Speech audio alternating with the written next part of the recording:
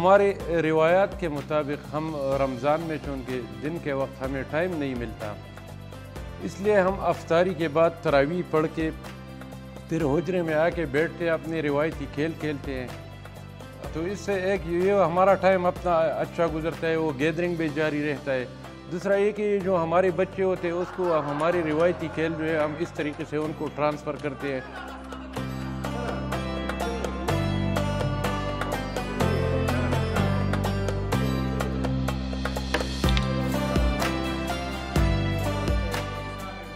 یہ انگوٹھی چھپانے والے گیم کو ہم پشتو میں پٹا گتما کہتے ہیں۔ اس میں یہ ہوتا ہے کہ 4-4 5-5 جتنی کھلاڑیوں کی ٹیمیں بناتے ہیں ہم، پھر اس کو چادر کے اندر ہاتھ ڈال کے ہاتھ چھپا کے ایک بندے کو ہم انگوٹھی دیتے ہیں، مخالف ٹیم والے گیس کرتے ہیں کہ انگوٹھی کس کے پاس ہے اور کون سے ہاتھ میں ہے، دائیں میں بائیں ہاتھ میں۔ اگر وہ نہیں کرتے تو اس سے وہ 1 پوائنٹ سکور ہوتا ہے، اگر وہ مس کرتے ہیں۔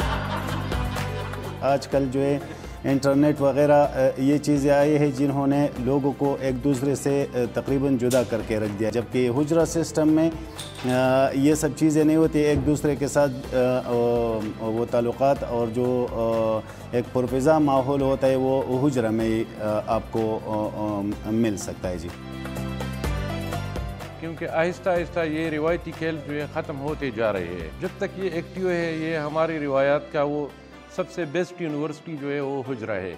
تو زیادہ تر بزرگ آتے ہیں وہ حجرے میں، وہ گپ شپ کے لیے آتے ہیں، وہ سیاسی معاشی صورتحال پہ بھی وہ ڈسکس کرتے ہیں، تو وہ روایتی کھیل بھی کھیلتے ہیں اور بچے ان سے سیکھنے کے لیے آتے ہیں۔